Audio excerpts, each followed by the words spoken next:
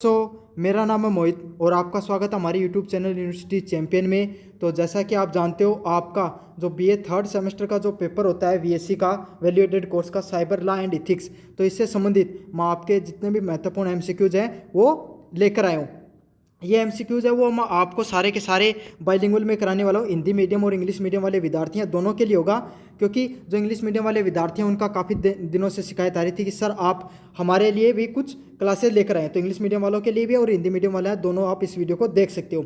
इसमें मैं आपको एमसीक्यू भी कराऊंगा प्लस कंप्लीट थ्योरी भी कराऊंगा, और जो पीडीएफ है जो साइबर लॉ और इथिक्स की, वो एमसीक्यू की आपको टेलीग्राम चैनल पे मिलेगी। टेलीग्राम चैनल है उसका लिंक है मैंने डिस्क्रिप्शन में दे दिया है, तो आप वहाँ से जो पीडीएफ है वो ज़रूर से डाउनलोड कर लेना और वहाँ से पढ़ सकते हो अगर आप डायरेक्ट पढ़ना चाहते हो तो।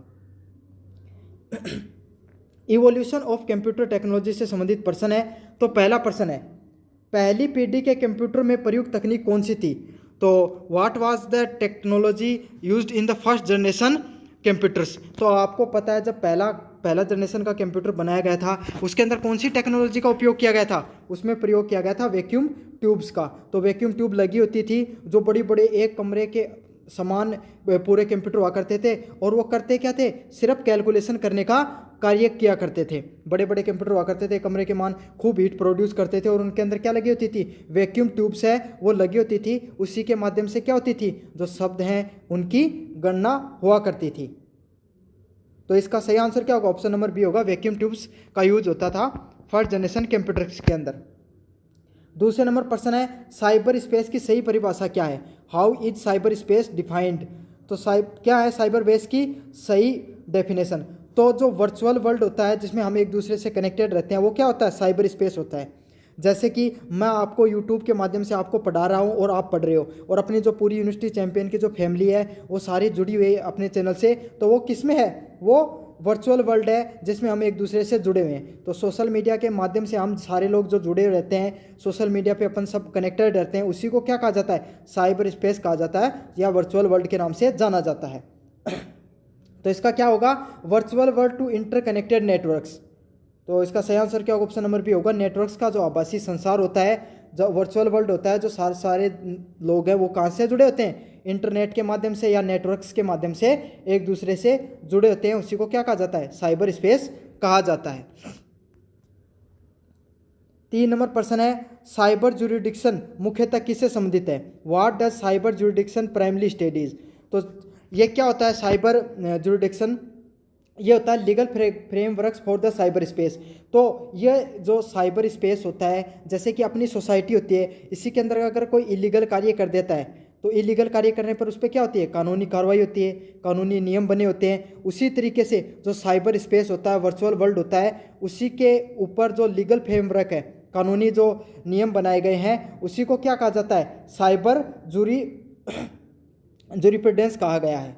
तो समझ में आ गया होगा, जो साइबर क्राइम से संबंधित नियम कायदे बनाए गए हैं उसे ही साइबर जूरिप्रूडेंस के नाम से जाना जाता है।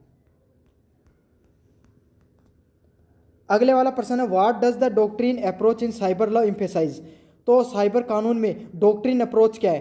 तो डॉक्ट्रिन अप्रोच क्या होता है?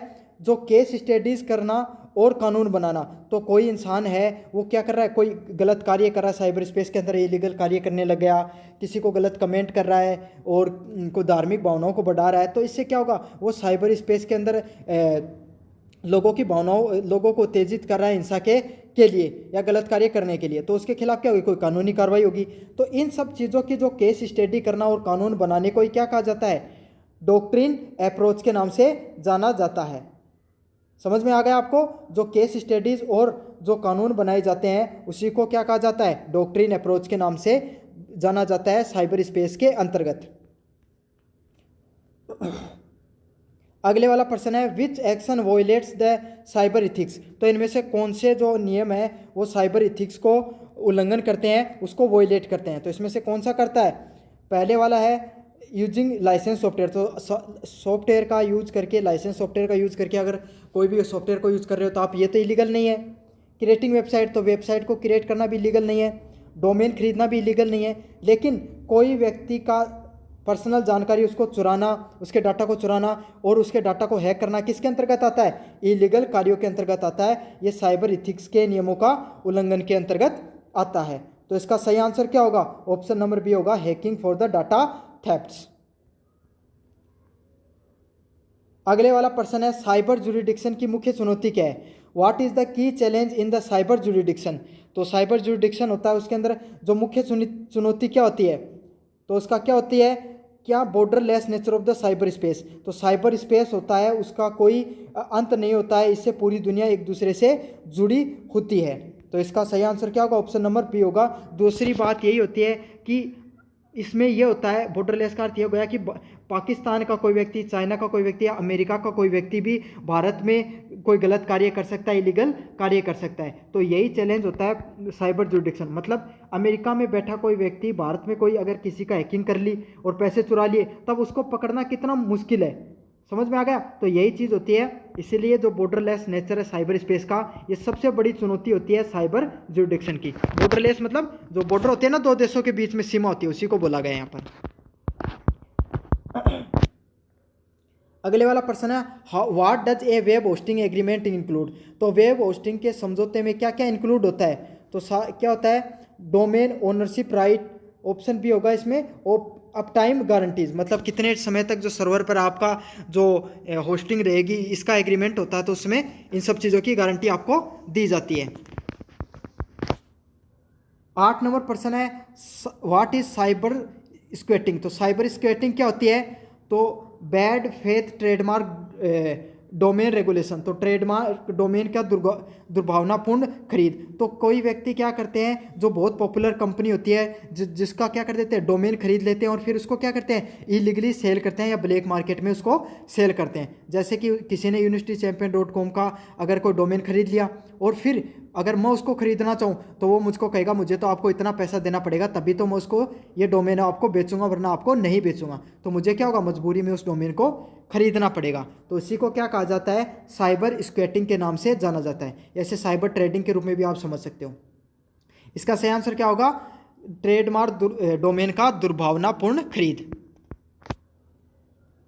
अगले वाला प्रश्न है, इंटरनेट का उपयोग, वैश्विक उपयोग का उदाहरण क्या है? तो what is the internet a global tool? तो इंटरनेट ए ग्लोबल टूल है, इसका क्या उदाहरण है? तो इसका है ई गवर्नेंस एंड एजुकेशन। तो ई गवर्नेंस और एजुकेशन, अब एजुकेशन आप अगर अवार्ड यूनिवर्सिटी से पढ़ रहे हो तो वहाँ के जो लेक्चरर है वो आपको लाइव क्लासेस ले सकते हैं, या फिर जो मैं यूट्यूब पर पढ़ रहा हूँ, अगर हिंदी जानने वाला कोई व्यक्ति है, अगर वो नेपाल से पढ़ना चाहे, पाकिस्तान से पढ़ना चाहे, बांग्लादेश से पढ़ना चाहे या फिर और कोई देश में पढ़ना चाहे, तो कहीं पर भी पढ़ना चाहिए, क्योंकि एशिया में ज़्यादातर हिंदी समझी जाती है, तो वो क्या कर सकता है, वहाँ पर पढ़ सकता है। और काफ़ी जो पढ़ाने वाले होते हैं उनका जो आता भी है सर्च है, वो अलग अलग कंट्रियों से भी आता है। तो इसका सही आंसर क्या होगा? ई गवर्नेंस और एजुकेशन से संबंधित होगा, क्योंकि जो इंटरनेट है वो एक ग्लोबल टूल के रूप में कार्य करता है। अगले वाला प्रश्न है, what is the difference between web space and cyber space? तो वेब स्पेस और साइबर स्पेस के बीच में क्या अंतर होता है? तो साइबर स्पेस है, उसमें सारे जो डिजिटल है वो नेटवर्क जुड़े होते हैं। तो इसका सही आंसर क्या होगा? ऑप्शन नंबर बी होगा। और वेब स्पेस में सिर्फ वेबसाइट्स वगैरह होती हैं, सिर्फ मतलब इंटरनेट ही होता है, लेकिन जो साइबर स्पेस होता है उसमें सारे नेटवर्क हो गए, जैसे गेमिंग का नेटवर्क मान लो आप, ठीक है, और जो वेबसाइट्स का नेटवर्क मान लो यूट्यूब, सारे जितने भी नेटवर्क है वो सारे जुड़े होते हैं साइबर स्पेस में। और वेब स्पेस में वेबसाइट और इंटरनेट से संबंधित चीज़ें जुड़ी होती हैं। तो इसका सही आंसर क्या होगा? ऑप्शन नंबर बी होगा। अगले वाला पोर्शन है, डोमेन नाम का क्या कानूनी महत्व क्या है? तो legal significance of the domain name. तो डोमेन नेम का क्या सिग्निफिकेंस होता है? Legal linked to the trademark protection. तो ट्रेडमार्क संरक्षण से जुड़ा हुआ है। तो जैसा कि मैंने आपको बताया, आप सर्च करोगे गूगल पे यूनिवर्सिटी चैंपियन, तो जो वेबसाइट है वो आएगी, तो वो मेरा यूट्यूब चैनल यूनिवर्सिटी चैंपियन जो आगे जाके और बड़ा हो जाए, मतलब बहुत बड़े कंपनी बन जाए यूनिवर्सिटी चैंपियन, तो वो मेरी कंपनी का जो लोगो है या नाम है, ये एक तरीके से क्या हुआ, ट्रेडमार्क बन गया। जैसे एडिडास का ट्रेडमार्क है, वैसा अपना भी यूनिवर्सिटी चैंपियन का बन गया। तो जो ये डोमेन है जो universitychampion.com, वो भी एक ट्रेडमार्क के प्रोटेक्शन के रूप में कार्य करेगा। तो इसका सही आंसर क्या होगा? ऑप्शन नंबर बी होगा। तो साइबर क्राइम का उदाहरण कौन सा है? What is an example of cyber crime? तो इनमें से साइबर क्राइम का उदाहरण क्या है? सेंडिंग ईमेल्स, फिशिंग अटैक, तो क्या ईमेल भेजना कोई गलत कार्य नहीं है? वेबसाइट बनाना, ब्राउज करना, ये भी इलीगल नहीं है? डाउनलोडिंग सॉफ्टवेयर, ये भी नहीं है? तो इसमें से कौन सी गतिविधि है वो किस में आती है? साइबर क्राइम में आती है। तो वो आती है फिशिंग अटैक करना। तो किसी भी व्यक्ति की जो पर्सनल जानकारियों को चुराना क्या कहला जाता है? फिशिंग अटैक्स कहलाता है। और ये क्या करते हैं, जो लोग आपको लिंक भेज दिया कि आपने जीता 5 करोड़, तो अकाउंट में पाने के लिए लिंक पर क्लिक कीजिए, आपने लिंक पर क्लिक किया, आपका अकाउंट ही खाली हो गया, या फिर आपके जो पर्सनल जानकारी वो किसी और के पास चली गई, तो उसी को क्या कहा जाता है? फिशिंग अटैक के नाम से जाना जाता है। अगले वाला प्रश्न है, what included in web development agreement? तो वेब डेवलपमेंट समझौते में क्या होता है? तो वेब डेवलपमेंट समझौते में क्या होता है? Ownership of the source code, तो कोड का मालिकाना हक मिलता है उस व्यक्ति को, उसी को क्या कहा जाता है? डेवलपमेंट एग्रीमेंट के नाम से उसको जाना जाता है। अब क्या India IT act deals with? तो इंडिया में जो आईटी एक्ट है वो किससे संबंधित होता है? साइबर क्राइम और डिजिटल सिग्नेचर से संबंधित होता है। समझ में आ गया आपको? तो आईटी एक्ट है वो किससे संबंधित होता है? साइबर क्राइम और डिजिटल सिग्नेचर से संबंधित होते हैं आईटी एक्ट्स। तो कोई भी क्या होता है, आपको पता है जो भारत में आईटी एक्ट है वो 2000 के अंदर लागू हुआ था। इसमें क्या किया गया था? लोगों को डिजिटल सिग्नेचर उसको लागू किया गया था और साइबर क्राइम से संबंधित नियम कायदे इसमें बनाए गए थे। अगले वाला प्रश्न है, net what do you mean by net neutrality ensures? तो नेट न्यूट्रलिटी को कौन इंश्योर करता है? तो इसमें से इंश्योर करता है equal treatment of all datas. तो सभी डाटा का समान रूप से व्यवहार करना ही क्या कहलाता है? नेट न्यूट्रलिटी कहलाती है। तो इसका आंसर क्या होगा? ऑप्शन नंबर बी होगा, सभी डाटा का समान रूप से व्यवहार करना। अगले वाला प्रश्न है, आईटी एक्ट 2000 ओवरव्यूज। तो आईटी एक्ट 2000 का क्या ओवरव्यू है? पहला प्रश्न है इसमें, IT act 2000 was enacted to. तो आईटी एक्ट 2000 है वो किससे संबंधित है? तो किससे संबंधित है? Provide legal recognisation to e transaction. तो इलेक्ट्रॉनिक लेन देन से संबंधित जो कानूनी कार्रवाई है वो किस में आई थी? आईटी एक्ट 2000 में आई थी। तो जो आईटी एक्ट 2000 लागू किया गया था उसके अंदर क्या आया था कि भाई कानूनी रूप से अगर आप कोई लेन देन करते हो, ऑनलाइन ट्रांजैक्शन करते हो, अगर उसमें कोई फ्रॉड हो जाता है तो वो भी किस में आता है? कानूनी कार्रवाई के अंतर्गत आएगा। तो इसका सही आंसर क्या होगा? ऑप्शन नंबर बी होगा। Which sections struck down by the Supreme Court in 2015? तो 2015 में सुप्रीम कोर्ट ने किस धारा को रद्द किया था? तो इनमें से किस धारा को सुप्रीम कोर्ट ने रद्द किया था? Section 66A। तो सेक्शन 66A जो धारा थी वो सुप्रीम कोर्ट के द्वारा रद्द की गई थी आईटी एक्ट 2008 के अंदर। अगले वाला प्रश्न है, digital signature in India use for. तो भारत में डिजिटल सिग्नेचर किस पे आधारित होते हैं? तो किस पे आधारित होते हैं? पब्लिक की इंफ्रास्ट्रक्चर पर। मतलब पब्लिकली आपका जो की है वो उसको कोड जनरेट कर दिया जाता है। ये कोई आप सर्टिफाइड अधिकारी होता है उससे बनवाना पड़ता है आपको, और इससे क्या होता है? आपका एक पब्लिक की बना दी जाती है, उससे आपका जो कोड है उसको जनरेट होता है, और आप जब उस कोड को सिग्नेचर स्कैन करते हो तो आपका डिजिटल सिग्नेचर शो कर देता है, वरना शो नहीं करता है। तो इसका सही आंसर क्या? ऑप्शन नंबर बी होगा, पब्लिक की इंफ्रास्ट्रक्चर। अगले वाला प्रश्न है, असिम्प्टिक क्रिप्टोग्राफी इन्वॉल्व्स। तो असमित क्रिप्टोग्राफी में क्या शामिल होता है? तो असमित क्रिप्टोग्राफी में शामिल होता है पब्लिक और प्राइवेट की। तो पब्लिक और जो प्राइवेट कीज़ हैं वो किस में मिलती हैं? एसिमेट्रिक क्रिप्टोग्राफी के अंतर्गत आती हैं। तो जो कुछ जो कीज़ होती हैं, जैसे कि कोई भी सॉफ्टवेयर से संबंधित आपको फ्री में की मिल गई तो पब्लिक की है, और जो लाइसेंस से खरीदनी पड़ी उसे क्या कहते हैं? प्राइवेट कीज़ के नाम से जाना जाता है। अगले वाला प्रश्न है, under IT act e records are. तो आईटी एक्ट के अंतर्गत ई रिकॉर्ड क्या होता है? तो इसमें क्या होता है? Equal to the paper records. तो जो आईटी एक्ट में ई रिकॉर्ड क्या होता है? वो किसके इक्वल होता है? वो कागजी रिकॉर्ड के बराबर होता है। मतलब अब जो कागज कार्रवाई होती थी उसको सरकार ने अब क्या कर दिया? ई रिकॉर्ड के रूप में रखना शुरू कर दिया गवर्नमेंट के द्वारा। तो जो आईटी एक्ट में ई रिकॉर्ड है वो जो कागज कार्रवाई की जो रिकॉर्डिंग होती है उसी के अनुसार रहता है। जैसे आज के एफआईआर है वो अगर ऑनलाइन दर्ज हो गई या चाहे ऑफलाइन दर्ज हो गई, दोनों बराबर ही उसका महत्व होगा। तो उसी को क्या कहा गया? ई रिकॉर्ड कहा गया है। अगर आपने डिजी लॉकर पे आधार कार्ड रख रखा और फिजिकल आपके पास आधार कार्ड है, दोनों की इक्वल ही वैल्यू है। तो इसका सही आंसर क्या होगा? Equal to the paper records. अगला प्रश्न है, who license certifying authority in India. तो भारत में सर्टिफाइंग अथॉरिटी को लाइसेंस कौन देता है? तो कौन देता है भारत में सर्टिफाइंग अथॉरिटी को लाइसेंस? तो देता है controller of certifying authority, CCA। तो जो कंट्रोलर होता है सर्टिफाइंग अथॉरिटी का, उसके द्वारा आपको जो अधिकार है वो दिया जाता है। तो इसका सही आंसर क्या? ऑप्शन नंबर बी होगा। अगले वाला प्रश्न है, section 66 of IT act punish. तो जो संविधान जो सेक्शन है 66 जो IT एक्ट 2008 में, वो किसको दंडित करता है? ये करता है hacking and with malicious intent, मतलब दुर्भावनापूर्ण हैकिंग से संबंधित होता है सेक्शन 66A। तो जो हैकिंग से संबंधित जितनी भी चीज़ें होती हैं या फिर जो गलत चीज़ों से संबंधित इंटेंट से संबंधित चीज़ें होती हैं, उसी को क्या कहा जाता है? सेक्शन नंबर 66A कहा जाता है IT एक्ट के अंतर्गत। अगले वाला प्रश्न है, सेक्शन 79 प्रोवाइड्स। तो सेक्शन 79 है वो क्या प्रोवाइड करता है? Safe harbour 2। तो सेक्शन 79 है वो सुरक्षित पनाह गृह किसको देता है? किसको पनाह देता है? नेटवर्क सर्विस प्रोवाइडर को। नेटवर्क के जो सेवा प्रदाताएं हैं उनको जो सेक्शन 79 है वो क्या सुरक्षित पनाह देता है, उनको सुरक्षा प्रदान करने का कार्य करता है। कौन सा सेक्शन? Section number 79। तो जो नेटवर्क से संबंधित जितनी भी सेवाएं प्रदान करते हैं, जैसे जियो हो गया, एयरटेल हो गया, इन सबको सुरक्षा प्रदान करने के लिए कौन सा जो सेक्शन है, जो धारा नंबर IT एक्ट 2008 में दिया गया, वो कौन सा सेक्शन है? 79 नंबर सेक्शन है। अगला प्रश्न है, CRAT was replace by.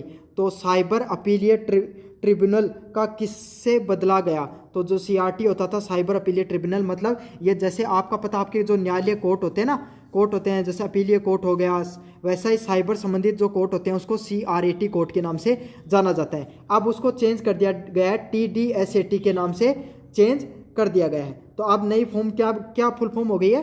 TDSAT के नाम से जाना जाएगा अब इन कोर्ट्स को। अगले वाला प्रश्न है, penalty for data breach under the section 43A is up to. तो धारा 43A के तहत डाटा उल्लंघन का जुर्माना कितना रुपये हो गया है? तो अगर कोई व्यक्ति है डाटा को किसी कंपनी को बेच देता है, या फिर आपकी जो ईमेल वगैरह है, जो ऐप वगैरह में आप जो ईमेल डालते हो, जो आपकी प्राइवेट फ़ोटोज़ वगैरह डालते हो, अगर वो किसी को सेल कर दी गई है तो उसको क्या होगा? उस पर कितना जुर्माना लगाया जाएगा? धारा नंबर 43A के अंतर्गत 5 करोड़ रुपये का जुर्माना तक लगाया जा सकता है। तो आर्टिकल जो 43A के अंतर्गत आती हैं सभी चीज़ें। अगले वाला प्रश्न है, section 69A allows the government to. तो जो सेक्शन नंबर 69A है वो गवर्नमेंट को क्या अलाउ करता है? वो अलाउ करता है कि वो कोई भी वेबसाइट से उनको ब्लॉक कर सकता है। तो सरकार है वो कोई भी वेबसाइट है जो इलीगल कार्य कर रही है, सरकार के खिलाफ कार्य कर रही है, तो उसको क्या कर सकती है? सरकार ब्लॉक कर सकती है। तो काफ़ी बार बीच बीच में देखते हो काफ़ी यूट्यूबर्स के जो यूट्यूब चैनल वो ब्लॉक कर देती है, गवर्नमेंट वीडियोस को ब्लॉक कर देती है। अभी मासूम शर्मा के काफ़ी गाने ब्लॉक हुए थे, तो वो कौन से एक्ट के तहत हुए थे? वो सेक्शन नंबर 69A है, एक्ट है IT एक्ट 2000 एक्ट के तहत है। समझ में आ गया होगा आपको। अगले वाला प्रश्न है, digital signature are legally valid under. तो डिजिटल सिग्नेचर है वो कौन सी धारा के अंतर्गत वैलिड होते हैं? तो सेक्शन नंबर 3, धारा नंबर जो 3 है जो IT एक्ट के अंतर्गत, उसमें जो आप डिजिटल सिग्नेचर करोगे वो आपके जो रियल सिग्नेचर होते हैं, आप जो कागज़ों पे जो फिजिकल सिग्नेचर करते हो उसके बराबर उनका महत्व होता है, उसी के बराबर उनका कानूनी महत्व होता है। तो इसका आंसर क्या होगा? ऑप्शन नंबर A होगा, सेक्शन नंबर 3 के अंतर्गत। अगले वाला क्वेश्चन है, section 67B prescribes punishment for. तो सेक्शन नंबर 67B है वो आपको कौन सी सज़ा निर्धारित करता है उसके अंतर्गत? तो सेक्शन नंबर 67B में जो चाइल्ड पोर्नोग्राफी से संबंधित अगर कोई भी कंटेंट है वो अपलोड किया जाता है तो वो कौन से में अपराध के अंतर्गत आएगा? आर्टिकल नंबर 67B के अपराध के अंतर्गत आएगा। अगले वाले में बढ़े, adjudicating acting officer handle cases related to.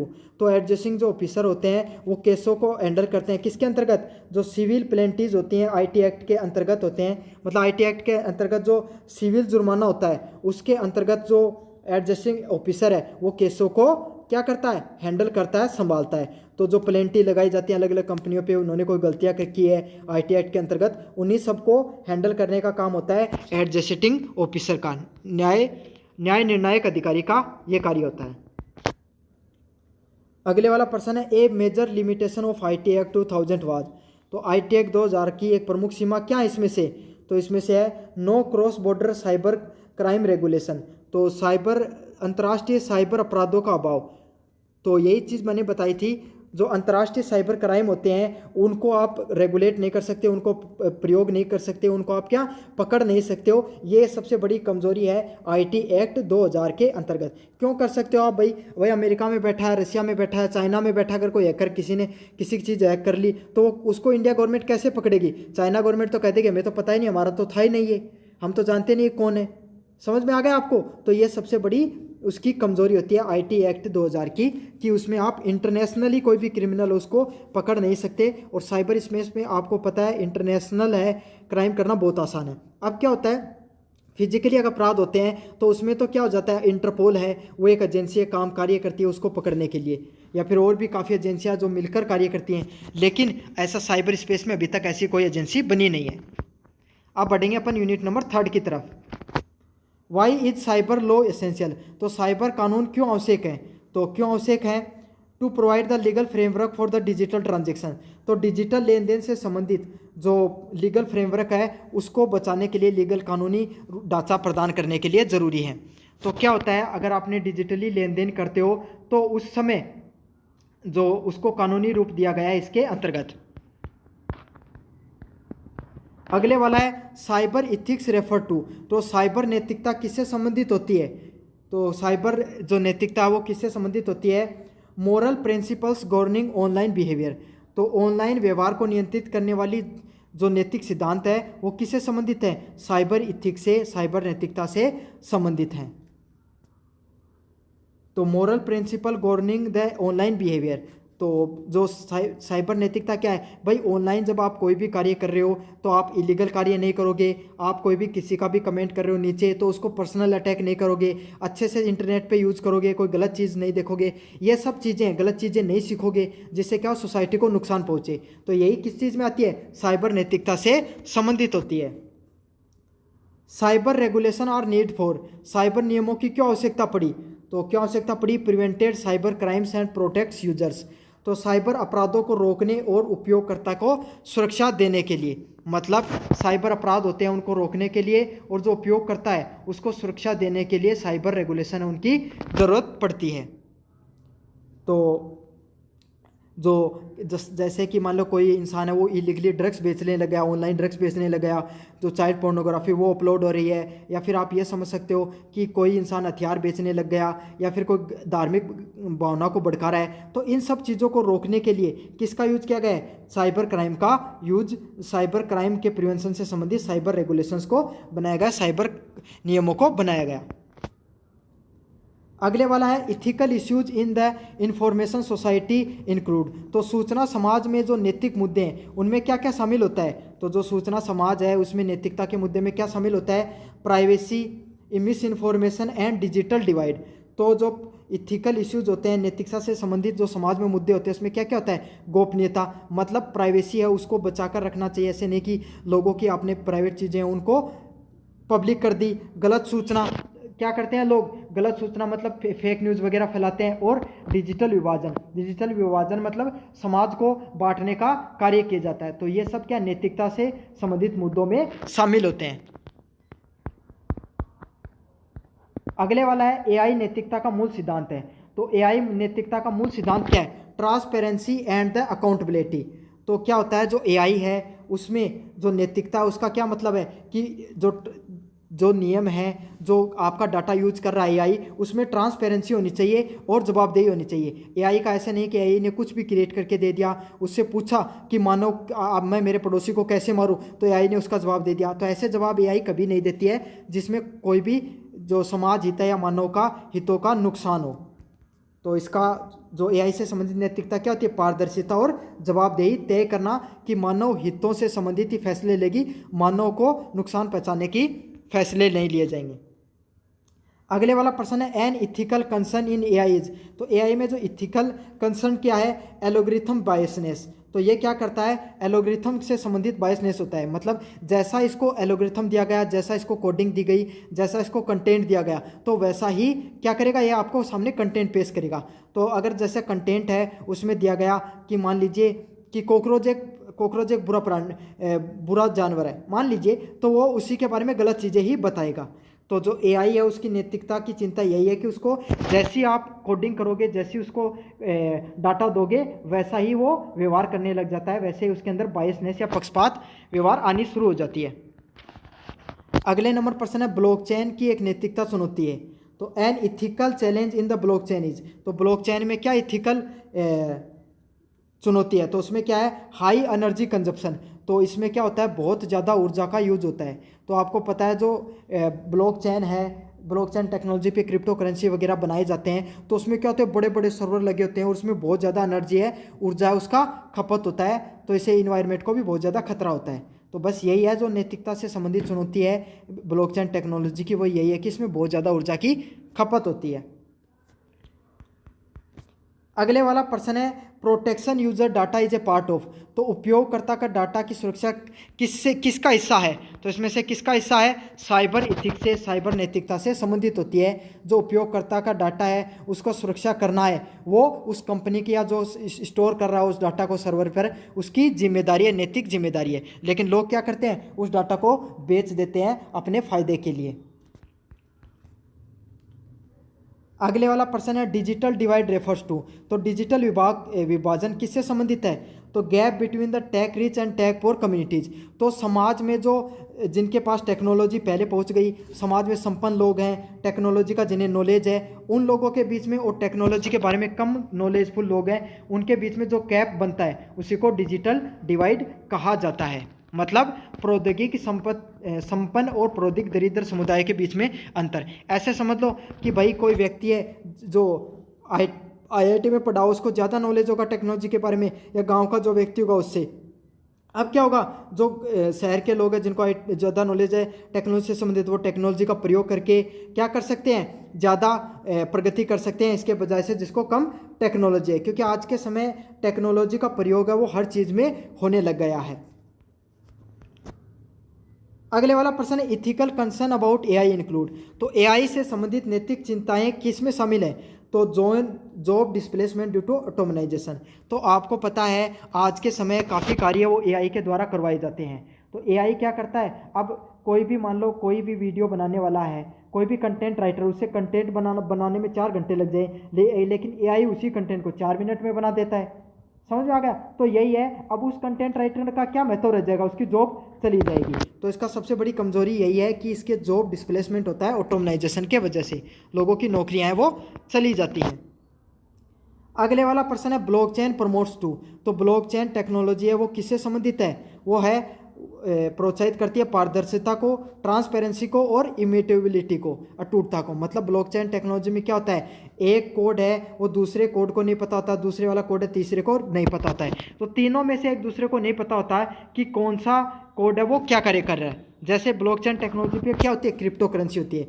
अब आरबीआई का आपने अपने दोस्त को 4,000 रुपये ट्रांजेक्शन किया। अब आपका दोस्त वो पता करना चाहता है कि ये रुपये किस बैंक अकाउंट से आए, किसने किए, तो वो कर सकता है पता। लेकिन अगर आपने अगर अपने दोस्त को 4,000 बिटकॉइन का ट्रांजेक्शन किया है, तो वो ये पता नहीं कर सकता ये बिटकॉइन का ट्रांजेक्शन है वो कहाँ से हुआ है, किसके द्वारा किया गया है। इसीलिए जो ब्लॉकचेन टेक्नोलॉजी है वो किससे संबंधित है, ट्रांसपेरेंसी से संबंधित होती है। अगले वाला प्रश्न है विच एक्शंस वोलेट साइबर इथिक्स। तो साइबर इथिक्स से संबंधित कौन सा नियम होता है, तो sharing the fake news online. तो जो आपको पता है जो ऑनलाइन फेक न्यूज़ फैलाई जाती है वो क्या करती है, इनमें से साइबर नैतिकता के उल्लंघन का उदाहरण है। तो इसमें मैं बताऊं आपको ऑप्शन, तो मजबूत पासवर्ड का प्रयोग करना क्या साइबर स्पेस का उपयोग करने में है, तो यह तो सही है भाई, मजबूत पासवर्ड का आपको यूज ही करना चाहिए, बहुत फायदेमंद रहता है। सॉफ्टवेयर को अपडेट करना बहुत बढ़िया रहता है, जो बग्स वगैरह हैं, जो हैकिंग हो सकती थी वो आप उससे बच सकते हो आप।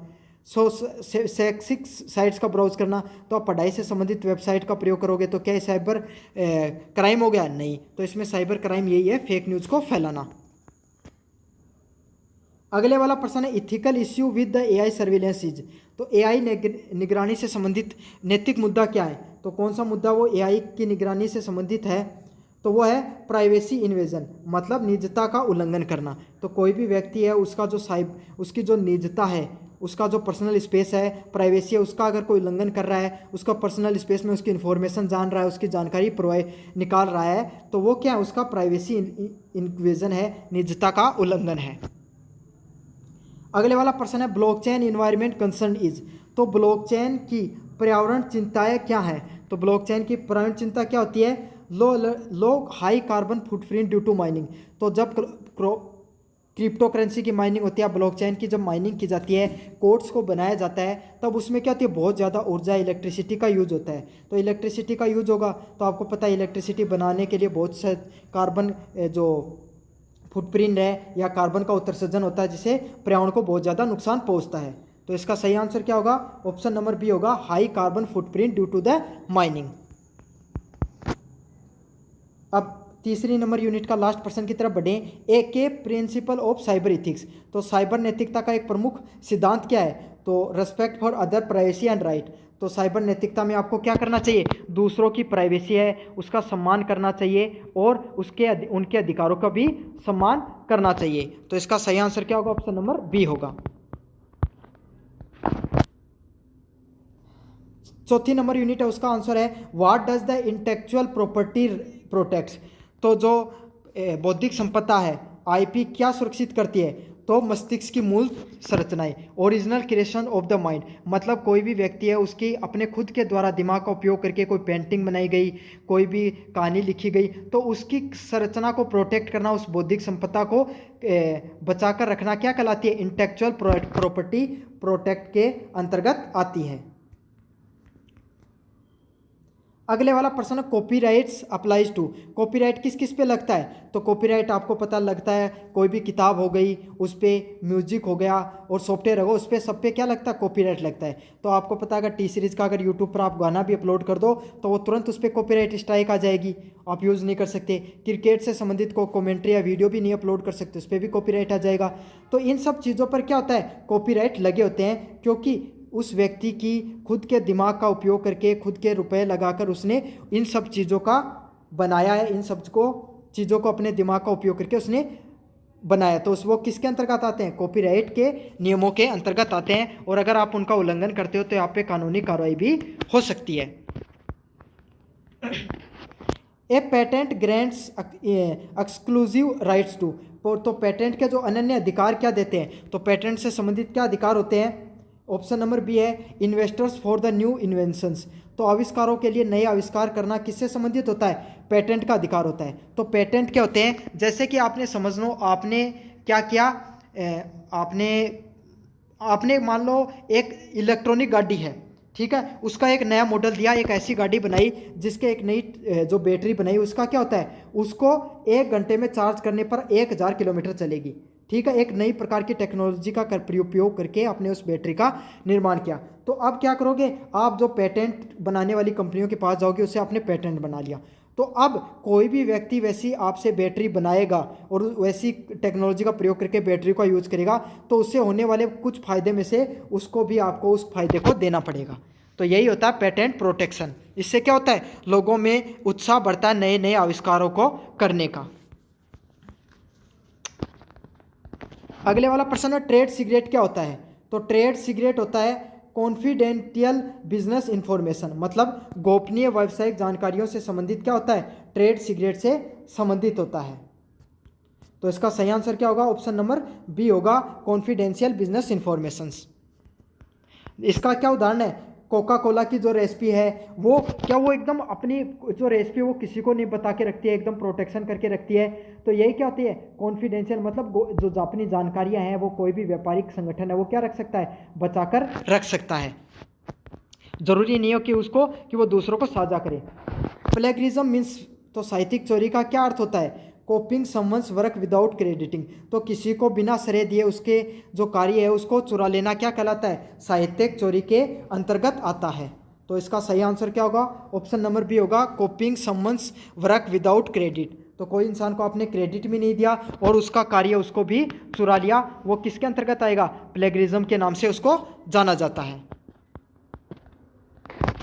अगले वाला रिवर्स इंजीनियरिंग इज, तो रिवर्स इंजीनियरिंग क्या है, तो analyse a product to recreate its design, तो उसके जो कोई भी उत्पाद बनाए, कोई गाड़ी बनाई, उसको पूरे को खोल दिया आपने और फिर उसको एक एक चीज़ को फिर से बनाकर फिर से गाड़ी को पूरा वापस बनाया और हर चीज़ को समझा कि ये कैसे बनी है, किस टेक्नोलॉजी का प्रयोग हुआ है, इसमें कैसे कैसे कार्य करती है, तो वही कहलाती है रिवर्स इंजीनियरिंग। मतलब किसी उत्पाद के डिज़ाइन का पुनर्निर्माण करके उसका विश्लेषण करना, मतलब तोड़फोड़ करके किसी भी चीज़ को समझना, वही क्या कहलाती है, रिवर्स इंजीनियरिंग कहलाती है। तो आप बचपन में क्या करते थे, आपके पास कोई खिलौना आता था, उसको तोड़कर आप, पहले वो नहीं आती थी, मोटर आती थी छोटी वाली, जैसे आप उससे गाड़ियाँ चलती थी जो रिमोट से, तो वही वाली गाड़ियों को आप तोड़ देते थे मोटर से, फिर उसको वापस बनाते थे, तो उसी चीज़ को क्या कहा जाता है, रिवर्स इंजीनियरिंग के नाम से जाना जाता है।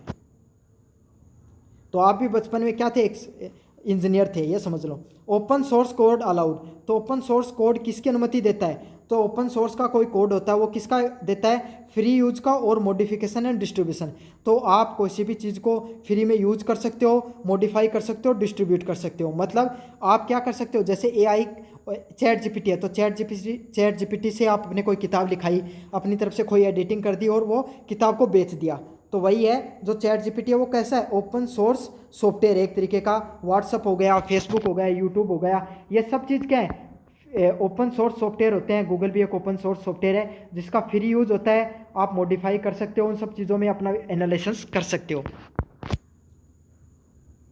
अगले नंबर प्रश्न है, using a logo similar to the Nike without permission is, तो बिना अनुमति के नाइकी जैसा लोगो बनाना क्या किस में शामिल होगा, तो ये शामिल होगा ट्रेड इनफ्रिंजमेंट में। तो ट्रेड मार्क का जो उल्लंघन करने से संबंधित होता है ये, कि आपने नाइकी का जो लोगो वो यूज़ कर लिया और इसके लिए आपको कानूनी सज़ा भी हो सकती है, क्योंकि उसका जो लोगो है उस पर जो नाइकी कंपनी उसी का अधिकार है, उसने ट्रेडमार्क बना रखा है, उसने अपना पेटेंट करवा रखा है। अगले वाला है, registration amazonbook.com to sell book illegally, तो किताबों को अवैध रूप से amazon.com पर रजिस्टर करना क्या कहलाएगा, ये इसको क्या कहलाता है, साइबर स्क्वैटिंग के नाम से जाना जाता है। ठीक है, तो आपने क्या किया, किसी भी व्यक्ति की जो प्लेगरिज्म किया, आपने साहित्यिक चोरी की, तो ये भी क्या होता है, एक क्रिमिनल रिकॉर्ड होता है, इसमें क्रिमिनल रूप से आपको सज़ा मिल सकती है। और ये किस प्रकार का क्रिमिनल के अंदर आता है, साइबर स्क्वैटिंग से संबंधित होता है। अगले वाला प्रश्न है, हाई क्वालिटी सॉफ्टवेयर इंश्योर्स, तो उच्च गुणवत्ता के वाला सॉफ्टवेयर क्या सुनिश्चित करता है कि कोई सॉफ्टवेयर है वो हाई क्वालिटी का है, तो वो क्या, उसमें क्या होता है, उसमें होगा उपयोगकर्ता की जो संतुष्टि है वो होगी और विश्वसनीयता होगी।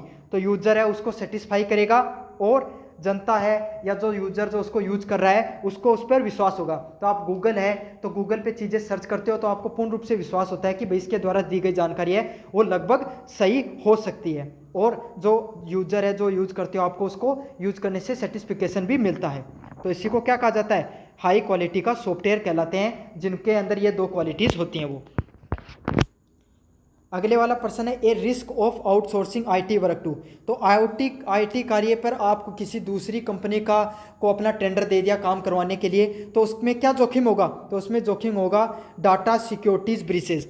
तो वो क्या होगा, आपने अगर किसी और कंपनी से काम कराओगे तो वो कंपनी है उसके पास डाटा चला जाएगा आपका सारा का सारा। अब क्या हो सकती है, वो कंपनी कभी भी उस डाटा का उपयोग करके आपका क्या तो आपका आपसे कंपटीशन कर सकती है या फिर आपसे बेहतर प्रोडक्ट भी बना सकती है उसको एनालिसिस करके। तो इसमें क्या हो सकता है, डाटा सिक्योरिटी संबंधित जो ब्रीचेज हैं, उल्लंघन है, वो हो सकता है अगर आप आउटसोर्सिंग करते हो अपनी चीज़ों का। अगले वाला प्रश्न है, विसल ब्लोइंग रेफर टू, तो विसल ब्लोइंग है वो किससे संबंधित है, वो संबंधित है अनैतिक प्रथाओं का उजागर करने से संबंधित। मतलब कोई भी व्यक्ति है वो आपकी कंपनी में भ्रष्टाचार कर रहा है, इलीगल तरीके से कार्य कर रहा है, तो इसके बारे में अगर कोई व्यक्ति बताता है तो उसे क्या कहा जाता है, विसल ब्लोअर के नाम से जाना जाता है। और अगर जो विसल ब्लोइंग वो प्रक्रिया होती है जिसके अंतर्गत वो इन सब चीज़ों के बारे में आपको बता रहा है। अगले वाला प्रश्न है H1B वीज़ाज रेफर टू। तो H1B वीज़ा किससे संबंधित है? तो आपने काफ़ी बार सुना होगा H1 वीज़ा के बारे में। तो ये वीज़ा होते हैं, ये किसको मिलते हैं? अमेरिका में काम करने वाले भारतीय, फिर कोई भी विदेशी नागरिक है जिसके पास, जो अमेरिका में काम करना चाहता है, बड़ी बड़ी IT कंपनियाँ वो हायर करती हैं, तो किस वीज़ा के अंतर्गत करती हैं? वो H1 वीज़ा के अंतर्गत करती हैं। तो इसमें क्या होता है? कुशल विदेशी कर्मचारी को चयन करने पर इसका कार्य होता है H1 वीज़ा का। अगले वाला प्रश्न है कॉम्पिटिटिव इंटेलिजेंस इन्वॉल्व्स। तो प्रतिस्पर्धी खुफिया जानकारी वो किससे शामिल होती है? तो इथिकल एनालिसिस एंड और ऑफ कॉम्पिटिटर्स।